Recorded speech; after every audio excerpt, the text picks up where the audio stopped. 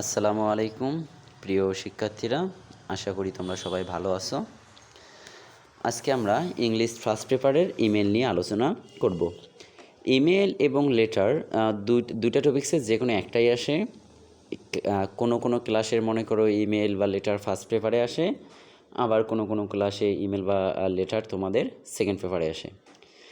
সুতরাং first paper আসুক আর second paper আসুক, যার যে পেপারে আসুক না কেন, আমরা এটা এখন আলোচনা করতেছি।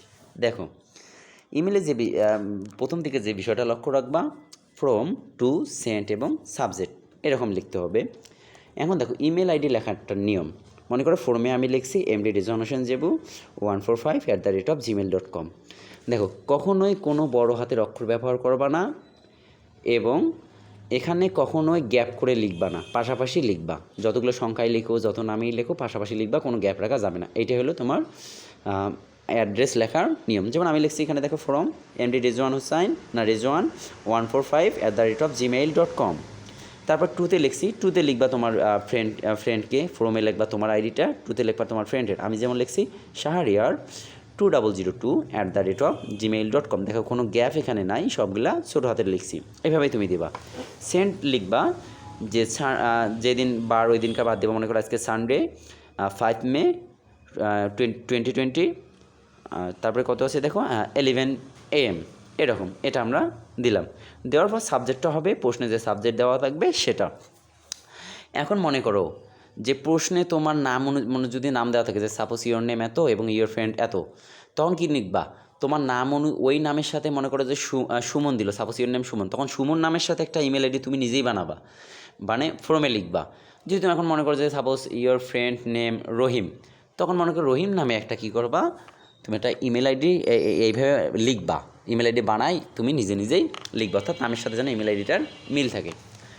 এখন বর্তমানে প্রেক্ষাপটে দেখো, ফ্রম, টু, সেন্ড, সাবজেক্ট না দিলে হবে, বর্তমানে শুধু টু এবং সাবজেক্ট লিখবা। আর একটা কথা মনে রাখবা, ইমেল যে পৃষ্ঠাতে লিখবা সেই পৃষ্ঠাতে কোনো মার্জিন দিবা না, জাস্ট চারিদিকে একটা বক্স তৈরি করবা। পুরো পৃষ্ঠার চারিদিকে একটা বক্স তৈরি করবা, বক্সের ভিতর তুমি ইমেলটা লিখবা। এখন দেখো, ইমেল যেভাবে লিখবা, দেখো, প্রথমে আমরা তো জানি বর্তমান নিয়মে টু এবং সাবজেক্ট দিলেই হবে, এখানে ফ্রম সেন্ড দেওয়ার কোনো প্রয়োজন নাই। আমি মনে করি ওটাও যদি কেউ দাও তারপরে কোনো সমস্যা নেই। প্রথমে এসআরটাও দিতে পারো, যে আমি ফ্রম, টু, সেন্ড, সাবজেক্ট দিব, সেটাও দিতে পারো। অথবা মনে করো যে আমি টু আর সাবজেক্ট দেবো, ওগুলো অতগুলো এক্সট্রা দিলাম না, সেটাও হবে।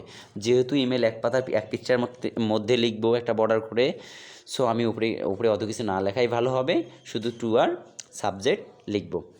টুতে দেখো, মনে করো আমার ফ্রেন্ডের নাম, বন্ধুর নাম দেওয়া আছে, যে suppose your friend name Shahriar, তো আমি শাহরিয়ার দিয়ে একটা আইডি বানাইলাম, যে শাহরিয়ার 2002@gmail.com।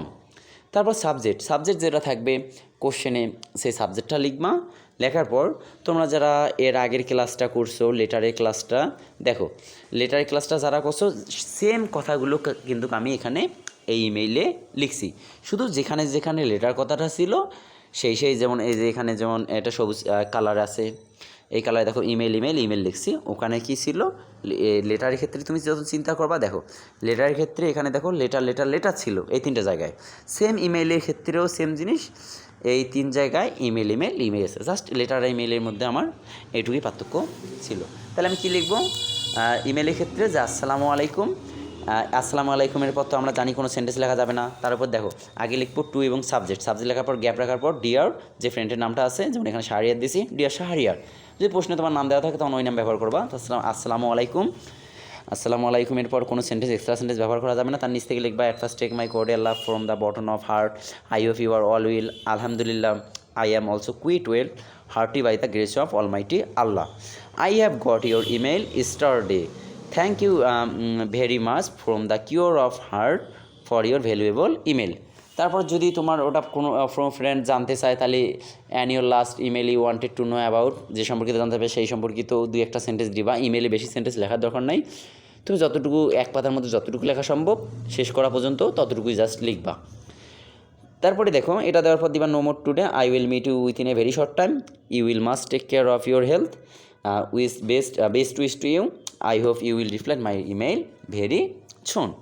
এটা লেখার পর লিখবা ইয়োর বেস্ট রিগার্ড, তারপর তোমার ইয়োর রিভার দিতে পারো, ইয়োর ফেথফুলি দিতে পারো, তোমার ইচ্ছা। তারপর ইওর নেম, অর্থাৎ তোমার নামটা যে কোশ্চেনে দেওয়া থাকবে সেই নামটা ব্যবহার করবা, যদি দেওয়া না থাকে তোমার নিজের নাম ব্যবহার করবা। দেখো, তো আমরা ইমেইলের ক্ষেত্রে আমরা কী কী জিনিস লক্ষ্য রাখতে হবে, মূলত এরকম একটা বক্স আকারে করতে হবে, পুরো পৃষ্ঠাতে কোনো মার্জিন দেওয়া যাবে না, জাস্ট পুরো পৃষ্ঠা মিলে তুমি একটা বক্স তৈরি করবা বড় করে। তারপর কী করবা, 4 এবং 2 থেকে শুরু করে যে এখানে ভিতরে যে কথাগুলো আছে স্টেপ বাই স্টেপ এই কথাগুলো লিখবা, ইমেইলে কোনো খাম দেওয়ার কোনো প্রয়োজন নাই। তারপরে তুমি বিগত সালে কয়েকটি ইমেল দেখতে পারো, যে ক্লাসে পড়ো না কেন, এসএসসি হোক আর এইচএসসি হোক, তোমরা বিগত সালে কোশ্চেনগুলো ট্রাই করলে মোটামুটি ইমেইলে কী কী ধরনের ইমেল আসে সেই একটু মাথায় একটু ধারণা চলে আসবে। সো যারা যারা মনে করো যে এই পিডিএফটা নিতে চাচ্ছ, যে ইমেল লেটার সবগুলো English first paper second part, যেহেতু পুরো পিডিএফটাই বানানো আছে আমাদের, ফেসবুক পেজে তোমরা যোগাযোগ করতে পারো, আমাদের কনফিডেন্স প্রাইভেট সেন্টার অথবা গ্রুপে কনফিডেন্স অনলাইন টিউটোরিয়ালে যোগাযোগ করে, মডারেটর হোক অ্যাডমিন হোক, যোগাযোগ করে তুমি সেটা নিতে পারো। সো আজকে এ পর্যন্তই, সবাই ভালো থেকো, সুস্থ থেকো, আল্লাহ হাফেজ।